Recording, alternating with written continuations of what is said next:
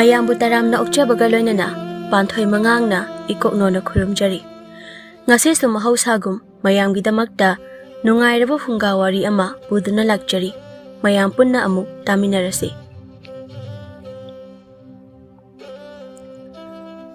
ꯊꯥꯏꯅ ꯃꯇꯝ ꯑꯃꯒꯤ ꯋꯥꯔꯤꯅꯤ꯫ ꯄꯥꯠ ꯑꯃꯒꯤ ꯈꯣꯡꯕꯥꯜꯗ ꯈꯨꯜ ꯃꯆꯥ ꯑꯃ ꯇꯥꯔꯝꯃꯤ꯫ ꯈꯨꯜ ꯑꯗꯨꯒꯤ ꯈꯨꯜꯂꯥꯛꯄ ꯑꯗꯨꯒꯤ ꯇꯝꯐꯥ ꯀꯧꯕꯤ ꯅꯥꯏꯇꯣꯝ ꯄꯣꯛꯄꯤ ꯃꯆꯥꯅꯨꯄꯤ ꯑꯃ ꯂꯩꯔꯝꯃꯤ꯫ ꯇꯝꯐꯥ ꯃꯁꯛ ꯃꯇꯧ ꯌꯥꯝꯅ ꯐꯖꯕꯤ ꯑꯣꯏꯔꯝꯃꯤ꯫ ꯑꯗꯨꯗꯁꯨ ꯅꯠꯇꯅ ꯅꯨꯄꯤ ꯑꯃ ꯑꯣꯏꯕꯒꯤ ꯐꯤꯁꯥ ꯂꯣꯟꯁꯥ ꯂꯣꯏꯅ ꯍꯩꯔꯝꯃꯤ꯫ ꯑꯗꯨꯒ ꯅꯥꯀꯜ ꯑꯃꯔꯣꯝꯗꯅ ꯈꯨꯜ ꯑꯗꯨꯗ ꯇꯣꯝꯕ ꯀꯧꯕ ꯌꯥꯝꯅ ꯂꯥꯏꯔꯕ ꯅꯨꯄꯥ ꯑꯃꯁꯨ ꯂꯩꯔꯝꯃꯤ꯫ ꯊꯣꯝꯕꯅ, "ꯏꯇꯥꯎ ꯇꯣꯝꯕ, ꯅꯪꯕꯨ ꯍꯧꯖꯤꯛ ꯐꯥꯎꯕ ꯂꯣꯏꯁꯤꯟꯕ ꯂꯣꯏꯗ꯭ꯔꯤꯕꯣ? ꯃꯇꯝꯁꯦ ꯌꯧꯔꯦ꯫ ꯉꯥꯒ ꯃꯤꯅ ꯂꯣꯏꯅ ꯐꯥꯈꯤꯕ ꯇꯥꯔꯦ." "ꯂꯣꯏꯔꯦ." ꯑꯁꯤ ꯍꯥꯏꯗꯨꯅ ꯇꯣꯝꯕꯗꯣ ꯃꯈꯨꯠꯇ ꯂꯥꯡ ꯈꯔꯒ ꯅꯧ ꯑꯃ ꯄꯥꯏꯔꯒ ꯆꯦꯟꯊꯣꯔꯛꯑꯝꯃꯤ꯫ ꯑꯁꯨꯝ ꯇꯧꯅ ꯇꯣꯝꯕꯗꯣ ꯃꯥꯒꯤ ꯃꯔꯨꯞ ꯊꯣꯝꯕꯒ ꯄꯥꯠꯇ ꯉꯥ ꯐꯥꯕ ꯆꯠꯂꯝꯃꯤ꯫ ꯊꯣꯝꯕꯅ, "ꯏꯇꯥꯎ, ꯅꯪꯕꯨ ꯅꯌꯨꯝꯗ ꯅꯇꯣꯝꯇ ꯂꯩꯕꯗꯨꯕꯨ ꯍꯩꯅꯕ꯭ꯔꯣ?" "ꯏꯇꯥꯎ, ꯍꯩꯅꯗꯦ ꯍꯥꯏꯅ ꯀꯩꯗꯤ ꯎꯄꯥꯏ ꯂꯩ? ꯍꯩꯅꯗ꯭ꯔꯁꯨ ꯑꯗꯨꯝ ꯂꯩꯕ ꯇꯥꯕꯅꯤ." "ꯀꯥꯟꯅꯗꯦ ꯏꯇꯥꯎ, ꯑꯗꯨꯃꯥꯏꯅ ꯑꯗꯨꯝ ꯂꯩꯗꯣꯏ ꯁꯔꯨꯛ ꯅꯨꯄꯤ ꯑꯃ ꯊꯤꯖꯤꯟꯅꯕ ꯇꯧꯔꯁꯤ." "ꯀꯥꯏꯗꯒꯤ ꯅꯨꯄꯤꯅꯣ ꯏꯇꯥꯎ? ꯍꯧꯖꯤꯛ ꯑꯩꯒꯤ ꯑꯣꯏꯔꯤꯕ ꯐꯤꯕꯝꯁꯤꯗ ꯅꯨꯄꯤ ꯊꯤꯕꯗꯤ ꯍꯥꯏꯔꯨꯅꯨ, ꯆꯔꯥ ꯍꯦꯟꯗꯅꯕ ꯍꯣꯠꯅꯕ ꯐꯥꯎꯕ ꯑꯋꯥꯕ ꯑꯣꯏꯔꯤꯁꯤꯗ." ꯑꯁꯤ ꯍꯥꯏꯗꯨꯅ ꯃꯔꯨꯞ ꯑꯅꯤꯗꯨ ꯍꯤ ꯍꯣꯟꯅ ꯋꯥꯔꯤ ꯁꯥꯔꯤ꯫ ꯅꯥꯀꯜ ꯑꯃꯔꯣꯝꯗꯅ ꯈꯨꯜꯂꯥꯛꯄꯒꯤ ꯃꯆꯥꯅꯨꯄꯤ ꯇꯝꯐꯥꯗꯣ ꯄꯥꯠ ꯃꯄꯥꯟꯗ ꯄꯨꯟ ꯑꯃ ꯄꯥꯏꯔꯒ ꯏꯁꯤꯡ ꯁꯣꯛꯄ ꯂꯥꯛꯂꯝꯃꯤ꯫ ꯈꯨꯜꯂꯥꯛꯄꯒꯤ ꯃꯆꯥꯅꯨꯄꯤ ꯑꯁꯤ ꯑꯣꯟꯊꯣꯛꯅ ꯅꯤꯡꯊꯤꯖꯈ꯭ꯔꯦ꯫ ꯃꯁꯛ ꯃꯇꯧꯅ ꯆꯪꯈꯣꯜꯂꯤꯕ, ꯃꯁꯝ ꯃꯅꯥꯅ ꯐꯔꯤꯕ, ꯑꯣꯟꯊꯣꯛꯅ ꯅꯨꯡꯁꯤꯈ꯭ꯔꯦ꯫ ꯑꯗꯨꯕꯨꯗꯤ ꯈꯨꯜꯁꯤꯗ ꯃꯉꯣꯟꯗꯒꯤ ꯍꯦꯟꯕ ꯀꯅꯥꯕꯨ ꯂꯩꯒꯦ? ꯑꯁꯤ ꯍꯥꯏꯗꯨꯅ ꯈꯨꯜ ꯑꯗꯨꯒꯤ ꯅꯨꯄꯤ ꯈꯔ ꯇꯝꯐꯥꯒꯤ ꯃꯔꯝꯗ ꯋꯥꯔꯤꯅꯔꯝꯃꯤ꯫ ꯇꯝꯐꯥ ꯃꯇꯥꯔꯣꯏ ꯈꯔꯒ ꯄꯥꯠ ꯃꯄꯥꯟꯗꯨ ꯌꯧꯔꯛꯄ ꯃꯇꯝꯗ ꯊꯣꯝꯕꯒ ꯇꯣꯝꯕꯒꯁꯨ ꯄꯥꯠ ꯃꯄꯥꯜ ꯑꯗꯨꯗ ꯍꯤ ꯊꯥꯡꯂꯝꯃꯤ꯫ ꯇꯣꯝꯕ ꯇꯝꯐꯥ ꯎꯕꯗ ꯇꯨꯃꯤꯟꯅ ꯇꯝꯐꯥꯗ ꯌꯦꯡꯗꯨꯅ ꯂꯩꯔꯝꯃꯤ꯫ ꯇꯝꯐꯥꯁꯨ ꯑꯗꯨꯝ ꯃꯉꯥꯏ ꯇꯣꯝꯕꯗ ꯌꯦꯡꯗꯨꯅ ꯂꯩꯔꯝꯃꯤ꯫ "ꯈꯔ ꯌꯦꯡꯅꯔꯗꯤ ꯌꯥꯔꯦ, ꯀꯩꯗꯧꯔꯒꯦ? ꯉꯥꯁꯤꯡꯁꯦ ꯁꯤꯕꯅ ꯍꯥꯜꯂꯅꯤ." ꯇꯣꯝꯕ ꯑꯃꯗꯤ ꯇꯝꯐꯥ ꯃꯈꯣꯏ ꯑꯅꯤꯗꯣ ꯊꯣꯝꯕꯒꯤ ꯋꯥꯗꯨ ꯇꯥꯕꯗ ꯌꯦꯡꯅꯔꯝꯕ ꯑꯗꯣ ꯃꯃꯥꯏ ꯐꯠ ꯂꯩꯊꯣꯛꯅꯩ꯫ "ꯏꯇꯥꯎ, ꯅꯪꯁꯤꯗꯤꯕ." ꯑꯁꯤ ꯍꯥꯏꯗꯨꯅ ꯇꯣꯝꯕ ꯈꯣꯡꯊꯥꯡ ꯌꯥꯡꯅ ꯒꯝ ꯊꯥꯡꯗꯨꯅ ꯆꯠꯈꯤꯔꯝꯃꯤ꯫ ꯊꯣꯝꯕꯁꯨ ꯇꯣꯝꯕꯒꯤ ꯃꯇꯨꯡꯗ ꯏꯟꯅꯈꯤꯔꯝꯃꯤ꯫ ꯃꯇꯧꯗꯨꯗ ꯂꯩꯁꯥꯕꯤꯁꯤꯡꯗꯣ ꯃꯈꯣꯏꯗ ꯅꯣꯛꯂꯒ ꯌꯦꯡꯗꯨꯅ ꯂꯩꯍꯧꯔꯝꯃꯤ꯫ "ꯌꯥꯔꯤꯕ ꯅꯣꯏꯁꯨ ꯈꯔ ꯅꯣꯛꯑꯗꯤ?" "ꯌꯥꯗꯦꯀꯣ, ꯃꯤꯗꯤ ꯀꯟꯈꯠꯄꯤꯒ ꯇꯧꯏ, ꯅꯣꯛꯄ ꯐꯥꯎꯕ ꯌꯥꯗꯦ." ꯑꯁꯤ ꯍꯥꯏꯗꯨꯅ ꯂꯩꯁꯥꯕꯤꯁꯤꯡꯗꯣ ꯍꯦꯟꯅ ꯀꯟꯅ ꯅꯣꯛꯂꯝꯃꯤ꯫ ꯇꯝꯐꯥ ꯃꯇꯥꯁꯤꯡꯒꯤ ꯃꯇꯧ ꯑꯗꯨꯗ ꯃꯥꯟꯅꯕ ꯇꯟꯗꯨꯅ ꯏꯁꯤꯡ ꯁꯣꯛꯂꯒ ꯄꯥꯠ ꯃꯄꯥꯜ ꯑꯗꯨꯗꯒꯤ ꯀꯥꯈꯠꯂꯛꯂꯝꯃꯤ꯫ "ꯅꯣꯏ ꯑꯗꯨꯝ ꯅꯣꯛꯇꯅ ꯂꯩꯍꯧꯔꯣꯀꯣ, ꯑꯩ ꯆꯠꯂꯝꯃꯒꯦ." ꯑꯁꯤ ꯍꯥꯏꯗꯨꯅ ꯇꯝꯐꯥ ꯒꯝ ꯊꯥꯡꯗꯨꯅ ꯆꯠꯈꯤꯔꯝꯃꯤ꯫ ꯃꯥꯒꯤ ꯃꯇꯧ ꯑꯗꯨꯗ ꯃꯃꯥꯟꯅꯕꯤꯁꯤꯡꯗꯨꯁꯨ ꯏꯁꯤꯡ ꯁꯣꯛꯂꯒ ꯃꯥꯒꯤ ꯃꯇꯨꯡ ꯏꯟꯅꯈꯤꯔꯝꯃꯤ꯫ ꯑꯁꯨꯝ ꯇꯧꯅ ꯅꯨꯃꯤꯠ ꯑꯗꯨꯃ ꯍꯧꯈꯤꯔꯝꯃꯤ꯫ ꯃꯊꯪꯒꯤ ꯑꯌꯨꯛꯇ ꯇꯣꯝꯕꯗꯣ ꯉꯟꯅ ꯍꯧꯒꯠꯂꯒ ꯄꯥꯠ ꯆꯠꯅꯕ ꯂꯣꯏꯁꯤꯜꯂꯝꯃꯤ꯫ "ꯏꯇꯥꯎ, ꯂꯣꯏꯁꯤꯟꯕ ꯂꯣꯏꯔꯕꯣ?" "ꯑꯧ, ꯂꯣꯏꯔꯦ, ꯆꯠꯂꯁꯤ." ꯑꯁꯤ ꯍꯥꯏꯗꯨꯅ ꯃꯈꯣꯏ ꯑꯅꯤꯗꯣ ꯄꯥꯠ ꯇꯝꯅ ꯂꯥꯛꯂꯝꯃꯤ꯫ ꯃꯇꯝ ꯑꯗꯨꯗ ꯄꯥꯠ ꯃꯄꯥꯜꯗ ꯊꯥꯡꯗꯨꯅ ꯊꯅꯝꯕ ꯇꯣꯝꯕꯒꯤ ꯍꯤꯗꯨ ꯂꯩꯔꯝꯗ꯭ꯔꯦ꯫ "ꯑꯩꯒꯤ ꯍꯤꯗꯨꯅ ꯀꯅꯥꯅ ꯑꯃꯨꯛ ꯄꯨꯈ꯭ꯔꯕꯅꯣ ꯇꯧꯔꯤꯁꯤꯅ?" ꯊꯣꯝꯕꯅ, "ꯑꯉꯥꯎ ꯑꯐꯩ ꯀꯅꯥꯅꯕꯨ ꯄꯨꯈ꯭ꯔꯕꯅꯣ? ꯉꯁꯤꯗꯤ ꯆꯔꯥ ꯍꯦꯟꯕ ꯇꯥꯔꯤꯕꯣ?" ꯇꯣꯝꯕꯅ, "ꯀꯥꯟꯅꯗꯦ ꯏꯇꯥꯎ, ꯂꯐꯨ ꯈꯔ ꯌꯥꯜꯂꯨꯔꯁꯤ, ꯑꯗꯨꯒ ꯄꯣꯡ ꯁꯥꯔꯒ ꯂꯥꯡ ꯊꯥꯕꯗꯣ ꯌꯥꯕ꯭ꯔꯥ ꯌꯦꯡꯂꯁꯤ꯫ ꯑꯁꯤꯗ ꯐꯝꯗꯨꯅ ꯑꯗꯨꯝ ꯂꯩꯕꯅꯗꯤ ꯀꯥꯟꯅꯔꯔꯣꯏ." ꯑꯁꯤ ꯍꯥꯏꯗꯨꯅ ꯃꯈꯣꯏ ꯑꯅꯤꯗꯣ ꯂꯐꯨ ꯌꯥꯟꯕ ꯆꯠꯈꯤꯔꯝꯃꯤ꯫ ꯍꯥꯏꯕꯗꯕꯨ ꯂꯥꯏꯕꯒꯤ ꯋꯥꯅꯤ, ꯂꯐꯨ ꯑꯃ ꯑꯅꯤꯅꯗꯤ ꯌꯥꯕ ꯅꯠꯇꯕꯅꯤꯅ, ꯃꯤꯒꯤꯗꯒꯤ ꯌꯥꯟꯕ ꯍꯥꯏꯕ ꯑꯗꯨꯁꯨ ꯃꯄꯨ ꯍꯥꯏꯗ꯭ꯔꯕꯗꯤ ꯌꯥꯗꯕꯅꯤꯅ ꯃꯄꯨ ꯍꯥꯏꯅꯕ ꯑꯃ ꯆꯪꯂꯝꯃꯤ꯫ ꯇꯣꯝꯕꯅ, "ꯈꯨꯔꯥ ꯑꯃꯣ, ꯈꯨꯔꯥꯒꯤ ꯂꯐꯨꯁꯦ 2 ꯈꯛꯇ ꯌꯥꯟꯖꯒꯦ." "ꯍꯣꯏ, ꯌꯥꯜꯂꯨ, 2ꯗꯒꯤꯗꯤ ꯍꯦꯟꯒꯅꯨꯀꯣ." "ꯍꯣꯏ ꯈꯨꯔꯥ." ꯑꯁꯤ ꯍꯥꯏꯗꯨꯅ ꯃꯈꯣꯏ ꯑꯅꯤꯗꯣ ꯑꯃꯨꯒꯤ ꯏꯪꯈꯣꯜꯗꯒꯤ ꯂꯐꯨ 2 ꯈꯛ ꯌꯥꯜꯂꯝꯃꯤ꯫ ꯃꯈꯣꯏꯒꯤ ꯏꯪꯈꯣꯜꯗꯒꯤ ꯌꯥꯜꯂꯛꯄ ꯂꯐꯨꯒ ꯄꯨꯟꯁꯤꯜꯂꯒ ꯄꯣꯡ ꯑꯃ ꯁꯥꯔꯝꯃꯤ꯫ "ꯑꯁꯤ ꯑꯣꯏꯔꯗꯤ ꯉꯁꯤꯒꯤ ꯆꯔꯥ ꯍꯦꯟꯗꯅꯕ ꯍꯣꯠꯅꯔꯁꯤ." ꯑꯁꯤ ꯍꯥꯏꯗꯨꯅ ꯃꯈꯣꯏ ꯑꯅꯤꯗꯣ ꯄꯣꯡꯗꯨ ꯄꯥꯠꯇ ꯏꯟꯊꯔꯒ ꯄꯣꯡꯗꯨ ꯇꯣꯡꯂꯒ ꯉꯥ ꯐꯥꯕ ꯍꯣꯟꯗꯣꯛꯂꯛꯂꯝꯃꯤ꯫ ꯑꯁꯨꯝꯅ ꯃꯈꯣꯏ ꯑꯅꯤꯅ ꯑꯁꯨꯝ ꯍꯣꯟꯗꯣꯔꯛꯄꯗ ꯄꯠꯌꯥꯏꯗꯨ ꯌꯧꯔꯛꯄ ꯃꯇꯝꯗ ꯉꯥ ꯁꯪꯒꯨ ꯑꯃ ꯆꯥꯔꯒ ꯂꯩꯕꯗꯨ ꯎꯔꯝꯃꯤ꯫ "ꯏꯇꯥꯎ, ꯑꯥꯗ ꯉꯥ ꯁꯪꯒꯨ ꯑꯃ ꯆꯥꯔꯒ ꯂꯩꯔꯦ, ꯑꯁꯤꯗ ꯂꯥꯡꯁꯤ ꯍꯨꯜꯂꯁꯤ." ꯑꯁꯤ ꯍꯥꯏꯗꯨꯅ ꯃꯈꯣꯏ ꯑꯅꯤꯗꯣ nga sangu ama charaga leiriba adu tamna lang hulami. Asum tauna tombaga thombaga do nga achoba mari manga pharami thombana. Ngasidi chara heladra khalambani adubu mapuna chanbidana ngasina hen phari. Tombana itaw kanadi aikhoi ani pongsibat mapanda honjina batawsi. Nga singsa purple yol horuna batawsi. Asi haidana makhoi ani do pongda purpapa mapal tamna honjilami. Asum tauna makhoi ani do pat mapal yaurabada makhoi ani na pharakliba nga do kaithal macha tamna puraklami.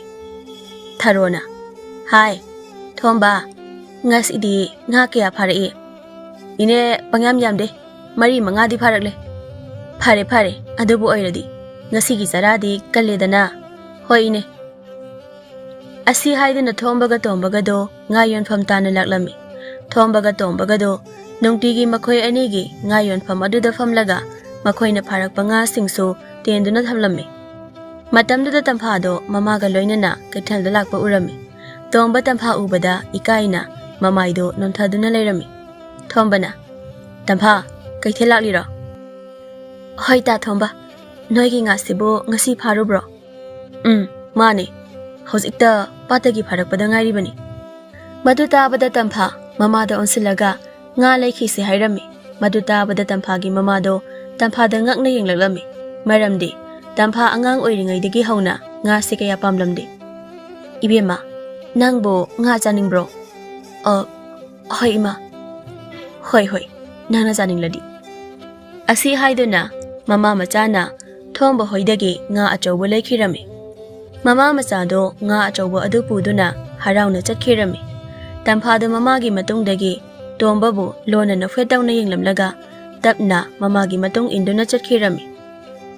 Ngasidi kaigino khangdi nga yonbase ikaibu phawi. Khangi yaribo nangise tamphabu pamlakliba oirini. Khangdi he dudesu. Asi haiduna makhoi ani do punna nokminarami. Adum tawna makhoi ani do nga yonba loiraga chengchak hinjang napi khara leiraga mayum da hanarami. Asum tawna namit adu masuloi kirami. Asum na matam khara hokre nongmagi namita tombado thomba bu lakpa ngairami. Kaidaro janu thomba dubo hojik phabu laktrisina. Nungtigidi mana hobu lakpani. Asi haiduna tomba thomba hoida chatlami. Itaw nga phaba chala sila odana. Itaw ngasidi ai chatpa ngamlaroi. Isasa khong hamthadana chatpa phawba ngamboi ngamdaboi tawre. Phari itaw adudi ai tomda chalagi. Asi haiduna tomba thomba hoidagi tholaklami. Tomba matomta patanga phaba chalami. Numit aduda laibak thiba akanba nonglei nuksil ama silaklami. Kari matawna taruklisina. Aibo pat mapalda honjinba nangdawribra khangdi. Laibak yengba haiduni. Asi haiduna tomba magi hido pat mapal tamna kanna honba horaklami. Nakal amaromdana khulakpagi machanapi tamphado nonglei nuksit aduna lakpada masado laitafum khanglamde. Ta tomba dubo patanga phaba chatlamlabadi kamdawramgani mabo. Asi khanbada tampha magi kada hagat handa chatuna leirami. Tampha masado laitaba ngamdabadagi thomba hoida laklami. Ta thomba kanano. Asi haiduna thomba imungdagi masado ison sona tholaklami. Tampha kari leirage thajadana lakpabo. Ta thomba bu pata chatlubro. Aidi ngasidi khong hamthadana chatri. Tampha thombana ma pat chatre habadu tabada masado hena langtaknaba phawrami. Taha tomba di pata chatkibra haina hanglami. Madi ngasai matomta chani hakibani. Tampha thomba gi wadu tabada mipai bastu poklami. Tampha masado pakhatna thombada chatlagi hairamnaga chatkirami. Karinone mana tawrishibo. Asi haiduna thomba ngakna haife yenglamlaga imungda changkirami. Nakal amaromdana tampha masado pakhatpana loirami. Aduna mayumda handabi pat mapalomda oina chilaklami. Aduga pat mapanda leplaga tombagi hi halakpra haina yengduna leirami. Tanjaduda tombasu hidu ngamjabi thadana yamna wana pat mapaldu tamna honjilaklami. Ta tomba ꯇꯣꯝꯕ ꯇꯝꯐꯥꯒꯤ ꯈꯣꯟꯖꯦꯜꯗꯨ ꯇꯥꯕꯗ ꯄꯥꯠ ꯃꯄꯥꯟꯗ ꯌꯦꯡꯂꯛꯂꯝꯃꯤ꯫ ꯃꯇꯝꯗꯨꯗ ꯇꯝꯐꯥ ꯃꯇꯣꯝꯇ ꯄꯥꯠ ꯃꯄꯥꯟꯗ ꯂꯦꯞꯂꯒ ꯂꯩꯕꯗꯨ ꯎꯔꯝꯃꯤ꯫ ꯇꯝꯐꯥ, ꯅꯪꯗꯤ ꯑꯗꯨꯗ ꯀꯩꯗꯧꯔꯤꯕꯅꯣ? ꯅꯣꯡꯂꯩ ꯅꯨꯡꯁꯤꯠꯁꯦ ꯌꯥꯝꯅ ꯀꯜꯂꯤ, ꯌꯨꯝꯗ ꯍꯜꯂꯣ꯫ ꯑꯩ ꯇꯥ ꯇꯣꯝꯕꯕꯨ ꯉꯥꯏꯔꯤꯕꯅꯤ, ꯑꯩ ꯌꯨꯝꯗ ꯍꯟꯈꯤꯔꯣꯏ꯫ ꯇꯣꯝꯕꯅ ꯇꯝꯐꯥꯕꯨ ꯃꯌꯨꯝꯗ ꯍꯟꯅꯕ ꯐꯅ ꯍꯥꯏꯔꯕꯁꯨ ꯇꯝꯐꯥꯅ ꯌꯥꯔꯝꯗꯦ꯫ ꯇꯣꯝꯕ ꯇꯝꯐꯥꯅ ꯌꯥꯃꯟꯗꯕ ꯑꯗꯨꯗ ꯃꯥꯒꯤ ꯍꯤꯗꯨ ꯑꯔꯩꯕꯤ ꯊꯥꯗꯅ ꯄꯥꯠ ꯃꯄꯥꯜ ꯇꯝꯅ ꯍꯣꯟꯖꯤꯟꯗꯨꯅ ꯃꯥꯒꯤ ꯍꯤꯗꯨ ꯄꯥꯠ ꯃꯄꯥꯟꯗ ꯊꯥꯡꯂꯝꯃꯤ꯫ ꯇꯝꯐꯥ, ꯀꯩꯒꯤꯅꯣ ꯅꯪꯅ ꯁꯤꯗ ꯑꯩꯕꯨ ꯉꯥꯏꯔꯤꯕꯣ? ꯅꯣꯡꯂꯩ ꯅꯨꯡꯁꯤꯠ ꯃꯔꯛ ꯑꯁꯤꯗ ꯅꯪꯕꯨ ꯀꯤꯕꯒ ꯑꯃꯠꯇ ꯈꯪꯗ꯭ꯔꯕꯣ? ꯑꯩ ꯇꯥ ꯇꯣꯝꯕꯒꯤ ꯈꯟꯕꯗ ꯀꯤꯕꯒ ꯑꯃꯠꯇ ꯈꯪꯗ꯭ꯔꯦ꯫ ꯇꯣꯝꯕ ꯃꯥꯒꯤ ꯍꯤꯗꯒꯤ ꯄꯔꯄ ꯀꯥꯈꯠꯂꯒ ꯇꯝꯐꯥꯒꯤ ꯈꯨꯗꯥꯡ ꯄꯥꯏꯔꯒ ꯆꯤꯡꯗꯨꯅ ꯃꯐꯝꯗꯨꯗꯒꯤ ꯂꯥꯛꯂꯝꯃꯤ꯫ ꯅꯣꯡꯂꯩ ꯅꯨꯡꯁꯤꯠ ꯑꯗꯨꯅ ꯌꯧꯗꯕ ꯈꯔ ꯁꯥꯐꯕ ꯃꯄꯥ ꯌꯧꯕꯗ ꯇꯣꯝꯕꯅ ꯇꯝꯐꯥꯒꯤ ꯈꯨꯗꯥꯡꯗꯨ ꯊꯥꯗꯣꯛꯂꯝꯃꯤ꯫ ꯇꯝꯐꯥ, ꯑꯁꯨꯝꯅ ꯃꯇꯨꯡꯗ ꯇꯧꯒꯅꯨ꯫ ꯅꯪꯅ ꯑꯩꯒꯤꯗꯃꯛ ꯋꯥꯕꯤꯕ ꯑꯗꯨꯒꯤꯗꯤ ꯑꯩ ꯍꯥꯏꯅꯤꯡꯉꯥꯏ ꯂꯩꯇꯅ ꯄꯦꯜꯂꯤ꯫ ꯑꯗꯨꯕꯨ ꯅꯪꯅ ꯐꯠꯇ ꯅꯨꯡꯗ ꯊꯣꯛꯂꯗꯤ ꯅꯈꯣꯏꯒꯤ ꯏꯃꯥ ꯄꯥꯕꯨꯡꯗꯤ ꯀꯔꯤ ꯑꯣꯏꯅꯤ? ꯇꯥ ꯇꯣꯝꯕ, ꯑꯩꯅ ꯑꯁꯨ ꯋꯥꯖꯕꯁꯦ ꯅꯪꯒꯤ ꯅꯐꯝꯗꯗꯤ ꯑꯌꯦꯠꯄ ꯑꯣꯏꯅ ꯈꯜꯂꯕꯣꯏꯔꯦ꯫ ꯇꯝꯐꯥ, ꯑꯩꯒꯤ ꯋꯥꯁꯦ ꯇꯥꯈꯣ꯫ ꯇꯝꯐꯥ ꯇꯣꯝꯕꯅ ꯍꯥꯏꯕꯗꯨ ꯇꯥꯗꯕꯤ ꯃꯐꯝꯗꯨꯗꯒꯤ ꯀꯞꯂꯒ ꯆꯦꯟꯈꯤꯔꯝꯃꯤ꯫ ꯇꯣꯝꯕ ꯇꯝꯐꯥꯅ ꯀꯞꯂꯒ ꯆꯦꯟꯈꯤꯕ ꯑꯗꯨ ꯎꯕꯗ ꯅꯨꯡꯉꯥꯏꯇꯅ ꯌꯦꯡꯗꯨꯅ ꯂꯩꯍꯧꯔꯝꯃꯤ꯫ ꯃꯊꯪꯒꯤ ꯅꯨꯃꯤꯠꯇ ꯊꯣꯝꯕꯗꯣ ꯇꯣꯝꯕꯕꯨ ꯉꯥ ꯐꯥꯕ ꯆꯠꯂꯁꯤ ꯍꯥꯏꯅ ꯍꯧꯕ ꯂꯥꯛꯂꯝꯃꯤ꯫ ꯀꯩꯅꯣ ꯍꯧꯖꯤꯛ ꯐꯥꯎꯕ ꯂꯣꯏꯁꯤꯜꯂꯝꯗ꯭ꯔꯤꯁꯤꯕꯣ? ꯑꯩꯅꯗꯤ ꯊꯦꯡꯂꯦꯅ ꯍꯣꯕꯦ ꯍꯣꯕꯦ ꯂꯥꯛꯂꯦ, ꯑꯗꯨꯒ ꯅꯪꯅ ꯁꯣꯝꯗ ꯀꯩꯝꯇ ꯇꯧꯗꯕꯤ ꯂꯩꯔꯝꯂꯤꯕ? ꯀꯨꯏꯔꯤ, ꯉꯥꯏꯍꯥꯛ ꯉꯥꯏꯔꯣ꯫ ꯑꯁꯤ ꯍꯥꯏꯗꯨꯅ ꯇꯣꯝꯕ ꯃꯁꯥꯗꯣ ꯌꯥꯝꯅ ꯍꯩꯅꯤꯡꯗꯅ ꯄꯥꯠ ꯆꯠꯅꯕ ꯃꯐꯤ ꯃꯔꯣꯜ ꯂꯣꯏꯁꯤꯜꯂꯝꯃꯤ꯫ ꯇꯣꯝꯕ ꯃꯈꯣꯡꯗꯣ ꯊꯥꯡꯅꯤꯡꯗ ꯊꯥꯡꯗꯨꯅ ꯄꯥꯠ ꯇꯝꯅ ꯆꯠꯂꯝꯃꯤ꯫ ꯏꯇꯥꯎ, ꯅꯪꯕꯨ ꯀꯩꯗꯧꯔꯒꯦ? ꯉꯁꯤ ꯏꯍꯩ ꯍꯩꯅꯤꯡꯗꯅ ꯎꯏ꯫ ꯑꯩꯕꯣ ꯀꯩꯁꯨ ꯇꯧꯗꯦꯗ꯫ ꯊꯣꯝꯕꯁꯨ ꯇꯣꯝꯕꯅ ꯀꯩꯁꯨ ꯇꯧꯗꯦ ꯍꯥꯏꯕ ꯑꯗꯨꯗ ꯋꯥ ꯃꯈꯥ ꯇꯥꯔꯨꯗ꯭ꯔꯦ꯫ ꯑꯁꯨꯝ ꯇꯧꯅ ꯃꯈꯣꯏ ꯑꯅꯤꯗꯣ ꯄꯥꯠꯇ ꯉꯥ ꯐꯥꯕ ꯆꯠꯂꯝꯃꯤ꯫ ꯃꯇꯝ ꯈꯔ ꯍꯧꯈ꯭ꯔꯦ꯫ ꯄꯥꯠ ꯃꯄꯥꯜꯗ ꯊꯣꯛꯈꯤꯕ ꯊꯧꯗꯣꯛ ꯑꯗꯨꯒꯤ ꯇꯨꯡꯗꯒꯤ ꯇꯣꯝꯕꯅ ꯇꯝꯐꯥꯕꯨ ꯎꯕ ꯐꯪꯂꯝꯗꯦ꯫ ꯏꯇꯥꯎ, ꯅꯪ ꯄꯥꯎ ꯑꯃ ꯇꯥꯔꯕꯣ? ꯀꯩ ꯄꯥꯎꯅꯣ ꯏꯇꯥꯎ? ꯏꯇꯥꯎ, ꯇꯝꯐꯥꯗꯣ ꯃꯁꯥ ꯌꯥꯝ ꯀꯟꯅ ꯉꯝꯗ꯭ꯔꯦ ꯍꯥꯏꯅꯦ꯫ ꯑꯁꯦꯡꯕ꯭ꯔꯣ ꯅꯪꯅ ꯍꯥꯏꯁꯦ? ꯇꯣꯝꯕ ꯊꯣꯝꯕꯅ ꯇꯝꯐꯥꯗꯣ ꯃꯁꯥ ꯉꯝꯗꯦ ꯇꯥꯕꯗ ꯍꯥꯟꯅꯗꯒꯤ ꯃꯁꯥꯗꯣ ꯍꯩꯅꯤꯡꯗ꯭ꯔꯤꯉꯩ ꯃꯊꯛ ꯑꯗꯨꯗ ꯃꯁꯥꯗꯣ ꯑꯋꯥꯕ ꯄꯣꯠꯂꯨꯝ ꯑꯃ ꯑꯃꯨꯛ ꯊꯥꯡꯒꯠꯄꯒꯨꯝ ꯐꯥꯎꯔꯝꯃꯤ꯫ ꯇꯣꯝꯕ ꯄꯥꯠꯇ ꯉꯥ ꯐꯥꯕ ꯆꯠꯂꯤꯅꯦꯅ ꯇꯧꯔꯤꯕꯗꯣ ꯃꯁꯥꯗꯣ ꯇꯔꯪ ꯑꯃꯗ ꯂꯩꯔꯝꯃꯤ꯫ ꯏꯇꯥꯎ, ꯅꯪꯕꯨ ꯀꯩꯗꯧꯔꯒꯦ? ꯀꯩꯁꯨ ꯇꯧꯗꯦꯗ꯫ ꯏꯇꯥꯎ, ꯅꯪ ꯅꯍꯥꯟꯈꯩꯒ ꯃꯥꯟꯅꯗꯦ, ꯑꯩꯉꯣꯟꯗ ꯋꯥꯂꯣꯠꯀꯅꯨ, ꯑꯁꯦꯡꯕꯗꯣ ꯍꯥꯏꯌꯨ ꯀꯩꯗꯧꯒꯦ? ꯇꯣꯝꯕ ꯊꯣꯝꯕꯅ ꯇꯛꯃꯟꯕꯗꯒꯤ ꯄꯥꯠ ꯃꯄꯥꯜꯗ ꯊꯣꯛꯈꯤꯕ ꯊꯧꯗꯣꯛꯇꯨ ꯇꯝꯂꯝꯃꯤ꯫ ꯃꯗꯨ ꯇꯥꯕꯗ ꯊꯣꯝꯕꯅ ꯇꯣꯝꯕꯗ ꯁꯥꯎꯅ ꯌꯦꯡꯂꯛꯂꯝꯃꯤ꯫ ꯀꯔꯤ ꯈꯨꯌꯦꯡꯅꯣꯗꯨꯅ? ꯅꯠꯇꯦ, ꯅꯪꯕꯨ ꯉꯥꯎꯕ꯭ꯔꯣ? ꯅꯪꯒꯤꯗꯃꯛ ꯑꯗꯨꯛ ꯋꯥꯖꯔꯤꯕ ꯃꯉꯣꯟꯗꯕꯨ ꯑꯗꯨꯛ ꯊꯤꯅ ꯆꯩꯕ ꯍꯧꯅꯕ꯭ꯔꯣ? ꯑꯁꯤ ꯍꯥꯏꯗꯨꯅ ꯊꯣꯝꯕꯅ ꯇꯣꯝꯕꯕꯨ ꯆꯩꯔꯝꯃꯤ꯫ ꯇꯣꯝꯕ ꯊꯣꯝꯕꯅ ꯃꯉꯣꯟꯗ ꯉꯥꯡꯂꯛꯄ ꯑꯗꯨꯗ ꯃꯥꯅ ꯍꯥꯏꯔꯨꯔꯤꯕ ꯋꯥꯗꯨ ꯀꯟꯃꯜꯂꯕ꯭ꯔꯥ ꯍꯥꯏꯅ ꯈꯜꯂꯝꯃꯤ꯫ ꯇꯣꯝꯕ ꯇꯟꯖꯥ ꯆꯥꯕꯗ ꯇꯝꯐꯥꯗ ꯁꯦꯡꯗꯣꯛꯀꯦ ꯍꯥꯏꯅ ꯈꯜꯂꯝꯃꯤ꯫ ꯑꯁꯨꯝ ꯇꯧꯅ ꯅꯨꯃꯤꯠ ꯑꯗꯨ ꯂꯣꯏꯈꯤꯔꯝꯃꯤ꯫ ꯅꯣꯡꯃꯒꯤ ꯅꯨꯃꯤꯠꯇ ꯇꯝꯐꯥꯗꯣ ꯏꯁꯤꯡ ꯄꯨꯟ ꯑꯃ ꯄꯥꯏꯔꯒ ꯏꯁꯤꯡ ꯁꯣꯛꯄ ꯄꯥꯠ ꯃꯄꯥꯜ ꯇꯝꯅ ꯂꯥꯛꯂꯝꯃꯤ꯫ ꯇꯝꯐꯥ, ꯋꯥ ꯑꯝꯇ ꯍꯥꯏꯈꯤꯒꯦ꯫ ꯀꯔꯤ ꯍꯥꯏꯒꯦ ꯍꯥꯏꯕꯅꯣ ꯇꯥ ꯇꯣꯝꯕ?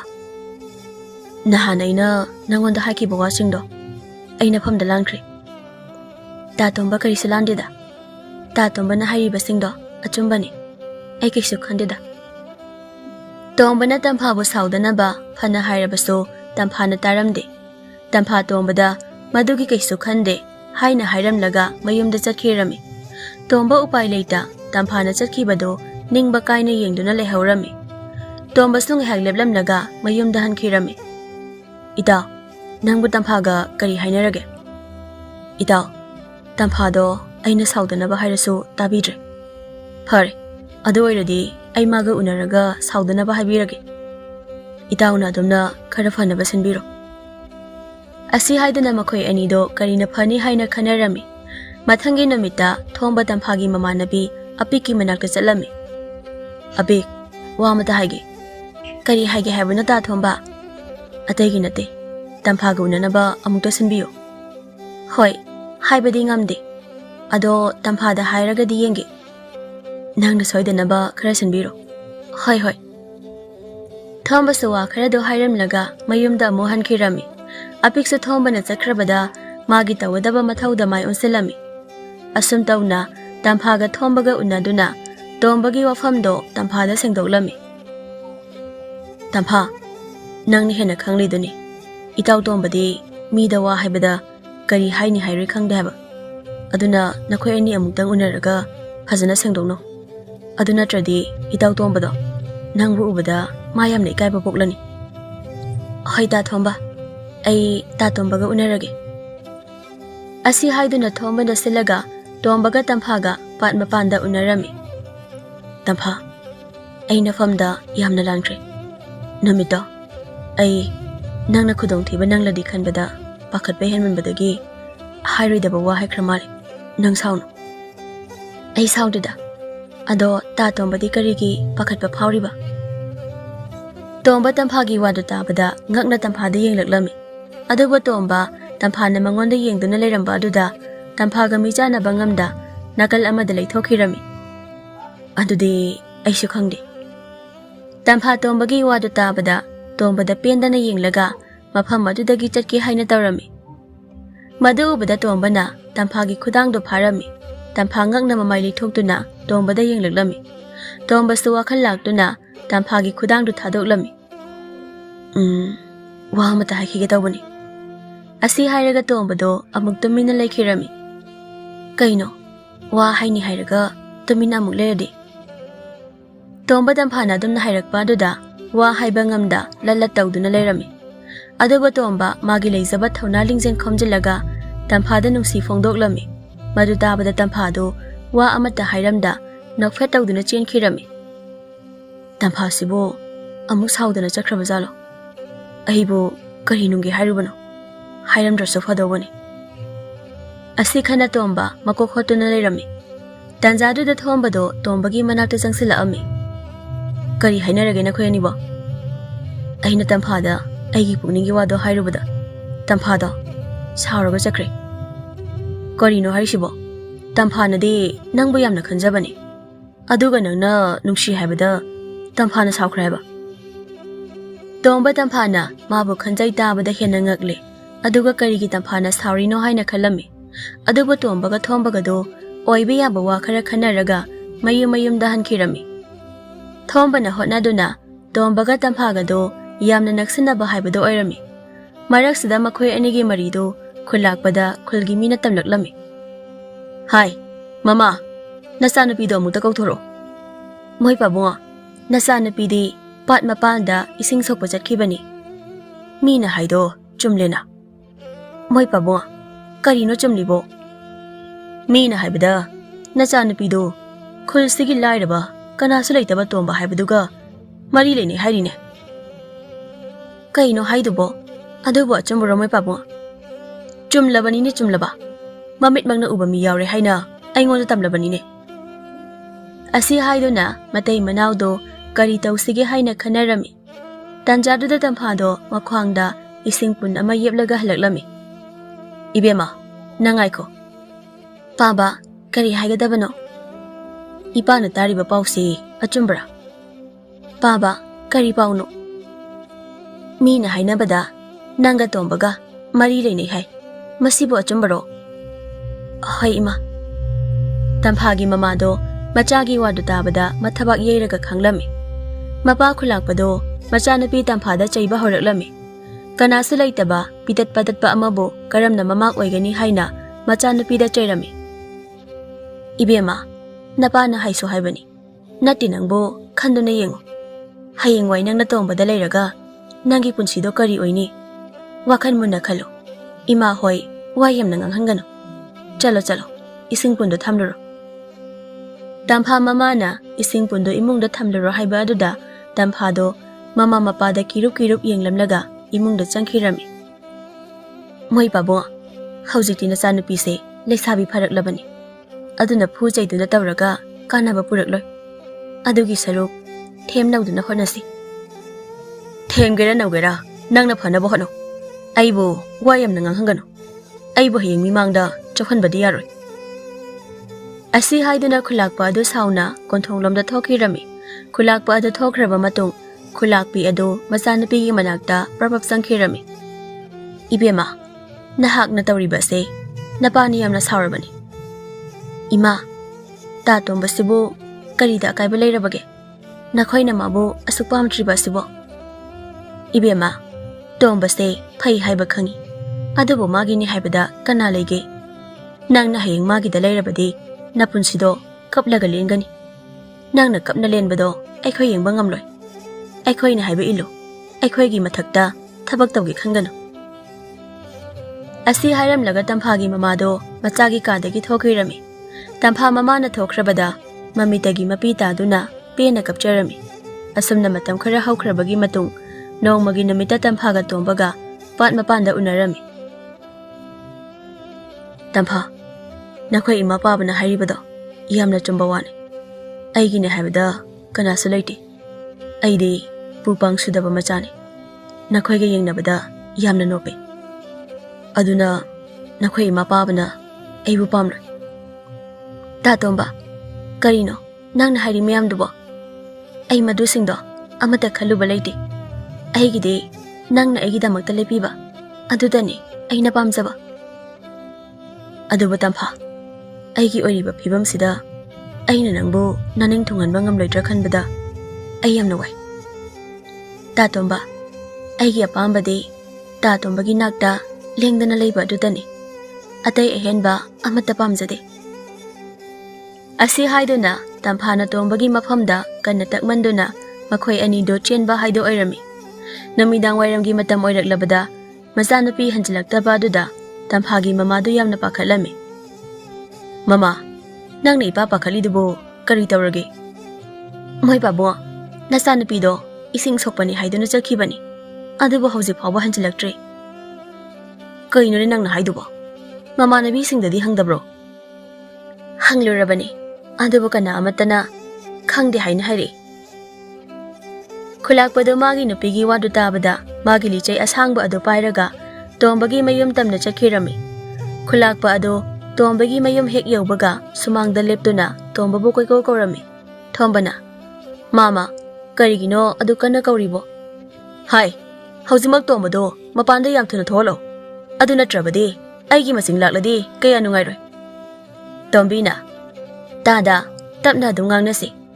Ibema, masida nang yaurokano. Ay tombaga oina wari sanagi. Tampha ngasayadagi mapana ngangliba mayamdo imung daloy na taribani. Kanararoy khanduna tampha tapna mapanda thawlaklami. Hai, lamket pi. Mama pan haiba indabi. Haujimak ay imang thaduna yumda sasilo. Baba, nasabang ngakpiyo. Ay, yumsidagi chatpa ngamlaroy. Ay bang ngakpiyo baba. Kari, nang bang ngakpiba? Hai, ngasi haiba namit asidagi aigi isa leitrabani. Nangso aikhoi bu sikhre haina khalo. Aikhoi su nangbu sikhre haina khalabani. Asi haiduna khulakpa do yam sauna mafamdo thadoktuna chakhirami. Tampha mapabu kauduna kaplaga lehaurami. Tampha na kapa adu uraga tombina tampha bu themjinbirami.